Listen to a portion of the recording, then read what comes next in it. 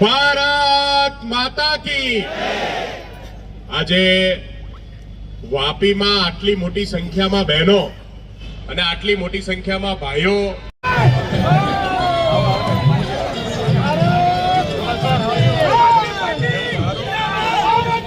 और ये सिर्फ वापी की समस्या नहीं है, निकटवर्ती सारे क्षेत्रों की तकरीबन यही समस्या है।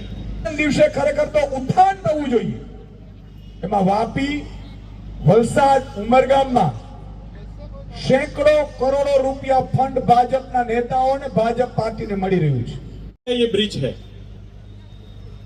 दूसरे पक्ष के लोग इसकी नजर उतार रहे हैं और सामने सत्ता वालों के साथ बैठ के नजारे देख रहे हैं। ये व्यवस्था चल रही है। 400 माणसों आम आदमी पार्टी मांथी भाजपમાં જોડાયા। જૂઠું બોલો, જોરથી બોલો ને એટલી બધી વખત બોલો। આ મંત્ર છે મોદી સાહેબે આપ્યો છે ભાજપના બધા નેતાને, ના ચેલાઓ બધા રટ્યા જ કરે છે મંત્ર સાહેબનો। આજે વાપીમાં કાર્યક્રમ હતો તેના વિશે આજે વાપીમાં અમારી જનસભા હતી। ગુજરાત જોડો જનસભા અંતર્ગત આજે વાપીમાં અમે અમારા ધારાસભ્યશ્રીઓ ગોપાલભાઈ, ચેત્રભાઈ, સંગઠન મહામંત્રી મનોજભાઈ સહિત આગેવાનોએ આજે સભાને સંબોધન કરી છે। વાપીમાં ખૂબ બધી સમસ્યાઓ છે। વાપીમાં બ્રિજ નથી બની રહ્યું, વાપીમાં એર પોલ્યુશન છે, પાણી પોલ્યુશન છે। વાપીમાં અત્યારે ભાજપ છે એ દીકરાઓને મારી નાખવા સુધીના પ્લાન કરી રહી છે પોલ્યુશનથી। તમે વિચાર કરો, વાપીમાં અત્યારે મેં સાંભળ્યું છે ઘણા દંપતીઓ મને મળવા આવ્યા છે, સંતાન પ્રાપ્તિ નથી થતી, એટલી હદે પોલ્યુશન છે। એ પોલ્યુશન શું કામ છે વાપીમાં? એ એટલા માટે છે કે ભાજપના નેતાઓ વાપીમાં જે ઉદ્યોગપતિઓ છે એના પાસેથી સેંકડો કરોડ રૂપિયા ભાજપમાં પાર્ટીમાં ફંડ નખાવડાવે છે અને પછી એવું કહે છે કે તમારે જેટલું લૂંટવું એટલું લૂંટો। એટલે કંપનીઓ છે એ ફંડ ભાજપને આપે, હપ્તા અધિકારીઓને આપે, પછી કંપનીઓ વાળા પાસે કાંઈ વધતું નથી। એટલે એ શું કરે છે? પાણીનું, એર પોલ્યુશનનું બેફામપણે કરે છે। મેં સાંભળ્યું છે ઘણી કંપનીઓ પોતાની જ કંપનીઓમાં બોર નાખીને દમણગંગામાં પાણી છોડે છે। આજે દમણગંગાની હાલત બહુ ખરાબ છે, આસપાસના વિસ્તારોની હાલત ખૂબ ખરાબ છે। સાથે સાથે અહીંયા 11 ગામોમાં જે ગામો છે અનુસૂચિત 5 માં આવે છે એ ગામોને ખતમ કરવા માટે ભાજપે અને એના મંત્રી અને એના ધારાસભ્ય અને સાંસદે પ્લાન કરી નાખ્યો અને 11 ગામને વાપી મહાનગરપાલિકામાં સમાવેશ કરે છે। સરપંચો મનાઈ કરે છે, સરપંચો ઠરાવ કરે છે, સરપંચો રજૂઆત કરે, કોઈ માનતું નથી। અંગ્રેજોની જેમ તમે એની જમીન જે 40% તમારે કપાત કરવી છે, હજારો કરોડોની એ જમીન થાય, એ મેળવવા માટે થઈને ભાજપ આ કરે છે। આ પહેલા ચલા અને મને લાગે છે કે ચણોદ વર્ષો પહેલા એ મહાનગરપાલિકામાં આવ્યા છે, હું ભૂલતો ન હોઉં તો। શું સુવિધા મળી ભાઈ? શું સુવિધા મળી? તમે ટેક્સ વધારે નાખ્યો, આજે પણ ટેન્કરથી વાપીમાં પાણી મળે છે, તમે રોડ રસ્તા આપી નથી, ધૂળની ડમરીઓ ચડે છે, વાપીમાં એર પોલ્યુશન ને પાણીનું પોલ્યુશન છે। અને સાથે સાથે આ ગામોમાં પણ 11 ગામોમાં તમે 11 ગામોની જમીન ખેડૂતોની જે છે, ગરીબોની છે, આદિવાસી સમાજની જમીનો છે એ છીનવવા માટે પ્રયાસ કર્યો છે। અને એટલા માટે તમે શું કર્યું છે? આ જમીન 40% કપાત એટલે એમને વધે જ નહીં અને એનાથી પણ વધુ હાલત એ કે એના ઉપર વધારે ઘરવેરો નાખશે, એના ઉપર વધારે બોજો નાખશે અને સુવિધાના નામે મીંડું। તમે સુવિધા તો ક્યાં આપી છે? અત્યારે મહાનગરપાલિકામાં સુવિધા નથી। વાપીનું એટલું બજેટ છે, ક્યાં જાય છે?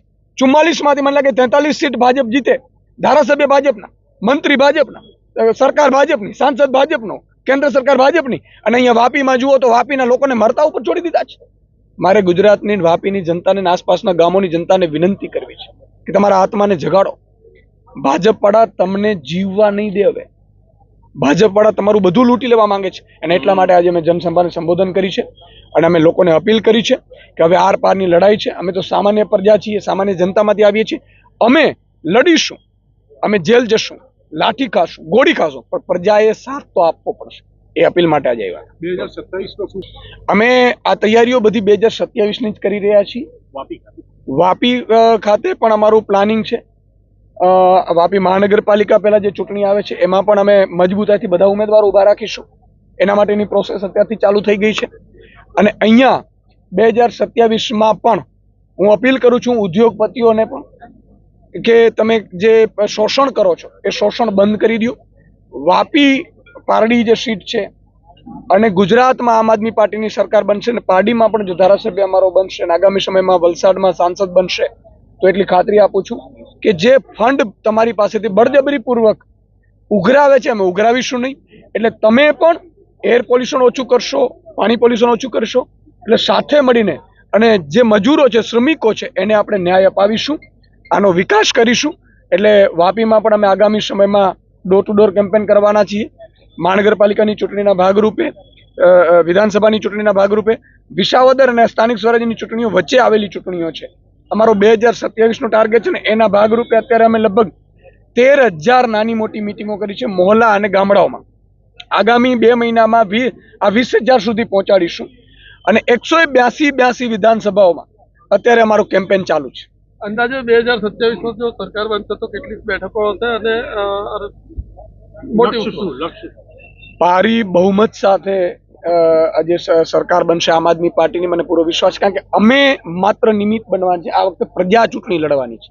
ભાજપની સિસ્ટમનો ભોગ બનેલા લોકો ચૂંટણી લડવાના છે. આજે જે લોકો ભાજપનો અત્યાચારનો ભોગ બને છે એ ચૂંટણી લડવાના છે. અને મિશન તમે કહો છો, મિશન અમારું એ છે કે ગુજરાતના દરેક નાગરિકને રોજગારી મળે, એને શોષણ ન થાય, ઉદ્યોગપતિઓ પાસેથી ફંડના નામે લૂંટ ન ચલાવાય, એ જ ઉદ્યોગપતિઓ એના જ કર્મચારીને વધારે પગાર આપે અને સુદૃઢ વ્યવસ્થા થાય. આજે વિવિધ કાર્ડો લેવાના હોય, રાશન લેવાનું હોય તો લાઈનોમાં ઊભું પડે છે. અમારી સરકાર આવશે એટલે રાશન છે એના ઘરે પહોંચતું કરાશે. અમારી સરકાર આવશે એટલે એમણે જે કાર્ડ છે, દાખલાઓ છે, એ સરકારી કર્મચારીઓને ઘરે આપી જશે. કોઈએ સરકારી કચેરીમાં જવાની નહીં હશે. આરટીઓના લાયસન્સો પણ હું એમ કહું છું તમારે ઘરે પહોંચશે. આવી વ્યવસ્થા, સુદૃઢ વ્યવસ્થા માટેના આપણે સપને સેવ્યા છીએ. તમામ વર્ગને, દલિતો, આદિવાસીઓ, ગરીબો, વંચિતો, શોષિતો, મજૂરો, શ્રમિકો, એનું ઉત્થાન થાય, એ મધ્યમ વર્ગમાં આવે એની સરકાર બને એવી અમારું લક્ષ્ય છે. એસઆઈઆરની મતદાર યાદી વિશે અત્યારમાં અત્યારે 73,73,000 મતદાર કમી થઈ છે. એના માટે અમે લગભગ 20,000 લોકોની ટીમ બનાવી છે BLOની. અને એ જે લોકો જે મતદાન કપાણા છે એ માટે અત્યારે અમારી ટીમો એના ઉપર કામ કરી રહી છે. જો અહીંયા ગડબડ હશે અથવા તો કંઈ ભાજપે ગડબડ કરવાની કોશિશ કરી હશે તો અમે આ મતદાર યાદીમાં જે વાંધા છે એ ઉઠાવીશું અને લોકોના મતદાર યાદીમાં નામ કમી થયા છે, જે સાચા લોકોના, એને ઉમેરાવીશું. આમ આદમી પાર્ટીની પરિવર્તન સભા યોજાઈ. આમાં ઘણા ભારતીય જનતા પાર્ટી અને કોંગ્રેસના આગેવાનો પણ આજે વિધિવત રીતે આમ આદમી પાર્ટીમાં જોડાયા છે. જે પ્રકારે આ વિસ્તારમાં કામદારો સાથે શોષણ થાય છે, અન્યાય થાય છે, એમને પોતાની પગાર સ્લીપ નથી મળતી, PF નથી મળતું, ગ્રેજ્યુટી નથી મળતી, બોનસ નથી મળતા, ઓવરટાઈમના એમને વળતર નથી મળતું, મેડિક્લેમ નથી મળતું, એની પણ અનેક રજૂઆતો મળી છે. સાથે સાથે અહીંયા જે નાયકવાડ છે એ નાયકવાડના લોકોને બળજબરીપૂર્વક મહાનગરપાલિકામાં સમાવેશ કરવામાં આવે છે. એમના ઘરો તોડવાની તજવીજ ચાલે છે અને એ જ પ્રકારે 11 ગામો એમને પણ મહાનગરપાલિકામાં સમાવેશ કરીને બંધારણની અનુસૂચિ 5નું ઉલ્લંઘન થાય છે, પૈસા એક્ટનું ઉલ્લંઘન થાય છે અને બળજબરીપૂર્વક એમને રાજકીય રીતે મળેલી અનામતનો આ લોકો સમાપ્ત કરવાના પ્રયાસ છે. એ ગામોમાં આવેલી જમીનો સરકારી પડતર હોય, ખરાબા હોય, ગૌચર હોય, ગામતળ હોય, એને મફતના ભાવે પડાવી લેવાની જે ભાજપ સરકારની જે સિસ્ટમ છે એની સામેની અમારી લડત છે. કામદારોની પાર્ટી છે, ખેડૂતોની પાર્ટી છે, આદિવાસી વંચિતોની પાર્ટી છે અને એમના ન્યાય માટે અમે આવનારા દિવસોમાં લડતા રહેવાના છે. આ વિસ્તારના સાંસદ આદિવાસીઓને ભમરાવાની, ગેરમાર્ગે દોરવાની મોટી મોટી વાતો કરે છે, તો આજે નાયકવાડના લોકો સાથે કેમ ઊભા નથી? આજે 11 ગામના લોકો સાથે કેમ ઊભા નથી? અને એવું જણાવે છે કે આમ આદમી પાર્ટીના ફલાણા ગામમાંથી 400 કાર્યકરો ભાજપમાં જોડાય છે. અરે ભાઈ, એ ગામમાં 400 કાર્યકરો અમે ક્યારે જોયા નથી. અમને ક્યારે ખબર નથી કે ગામના 400 કાર્યકરો અમારા આમ આદમી પાર્ટીમાં હતા. અમે ક્યારે મળ્યા નથી ને તમને ક્યાંથી ખબર પડી ગઈ? એટલે આ માત્ર ને માત્ર લોકોને ભમરાવાની વાત છે, લોકોને ગેરમાર્ગે દોરવાની વાત છે. એવી ક્યાંય નથી. માત્ર ને માત્ર ભાજપના જે ઉપરથી સૂચનાઓ મળે છે એ પ્રમાણે કાર્ય કરે છે, એના સિવાય વિશેષ કંઈ છે નથી. તો શું લાગે છે આમ આદમી પાર્ટીથી અને બીજેપી કેમ ગભરાઈ?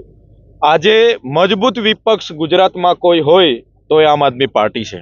ઈસુદાનભાઈ ગઢવીજી હોય, ગોપાલભાઈ ઇટાલિયા હોય, અમારા સાથી ધારાસભ્ય હોય, બધા જ લોકો આજે તમે જોશો કે દિન પ્રતિદિન અમે લોકોનો અવાજ બનીએ છીએ. એ ચાહે કામદારો માટે અમે લડતા હોય, કિસાનો માટે લડતા હોય, વિદ્યાર્થીઓ માટે લડતા હોય, આઉટસોર્સિંગના કર્મચારીઓ માટે લડતા હોય, બધા જ માટે આજે ગ્રાઉન્ડ પર આમ આદમી પાર્ટી છે. અને આમ આદમી પાર્ટીનો ડર એ ભાજપમાં આજે દેખાઈ રહ્યો છે. એમણે કીધું કે ત્રીજો મોરચો નહીં ચાલે, આજે ત્રીજો મોરચો દોડે છે અને દોડે છે એટલા માટે એમને ડર છે, એટલા માટે આમ આદમી પાર્ટીથી ડરે છે. આજે વાપીમાં આટલી મોટી સંખ્યામાં બહેનો અને આટલી મોટી સંખ્યામાં ભાઈઓ આમ આદમી પાર્ટીની આ સભામાં જોડાયા છો. આપ સૌ ઘણા સમયથી અહીંયા રાહ જોઈને બેઠા છો અને આમ આદમી પાર્ટીના નેતાઓને અને આમ આદમી પાર્ટીને આશીર્વાદ આપવા આવ્યા છો. આપ સૌનું હૃદયથી સ્વાગત કરું છું.